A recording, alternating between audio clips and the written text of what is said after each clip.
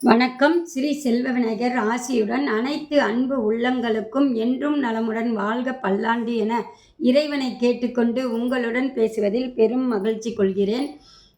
நம்ம இன்னைக்கு தலைப்பு என்னென்னா, சனி வக்கரத்தில் இருக்கிறதுனால ரிஷபராசிக்கு எப்படி அப்படிங்கிறது பார்த்துடலாம்.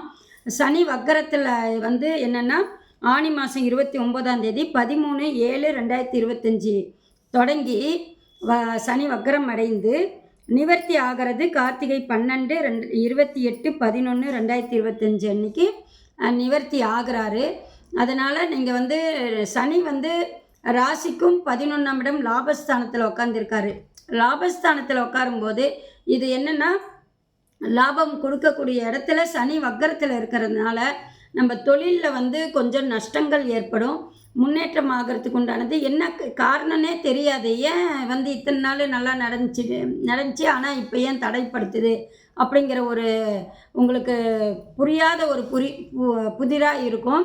அதனால் ஏன்னா சனி வக்கரத்தில் இருக்கிறதுனால கார்த்திகை மாதம் 12ஆம் தேதி வரைக்கும் கொஞ்சம் அமைதியாக இருக்கணும். அதாவது 28/11 நவம்பர் மாதம் 28ஆம் தேதி வரைக்கும்.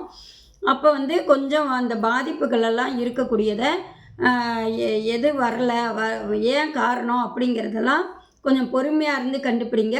அதனால் இந்த வேலை செய்கிறவங்களோ ஏன் வரலங்கிறதோ கோவப்பட்டு அவங்கள திட்ட வேண்டாம்.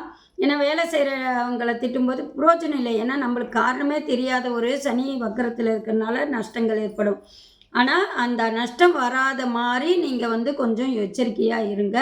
அந்த வழிபாடு அப்படின்னு பார்க்கும்போது நீங்கள் முடிந்தவரை பைரவருக்கு விளக்கு போடுங்க. பைரவருக்கு 8 நல்லெண்ணெய் தீபம், வாரத்துக்கு ஒரு நாள் 8 நல்லெண்ணெய் தீபம் போட்டால் அந்த நஷ்டம் ஆகாமல் ஓரளவு காப்பாற்றிக்கலாம். பிரதோஷத்துக்கும் கலந்துக்குங்க. அப்படி கலந்துக்கும் போது உங்களுக்கு அந்த தெய்வ அருளால் நம்மளுக்கு நஷ்டம் பெருசாக ஆகாமல் ஒரு கம்மியாக ஆகிற மாதிரி உண்டாகும். தொழில் நடத்துகிறவங்களுக்கு நிதானமாக இருங்கள். நல்லதாக தொழில் அமைப்பு நடக்கும். சரிங்களா? நஷ்டம் ஆகாமல் இருக்க கோயில் வழிபாடு பண்ணுங்கள். நல்லதே நடக்கும், நன்மை பிறக்கும்.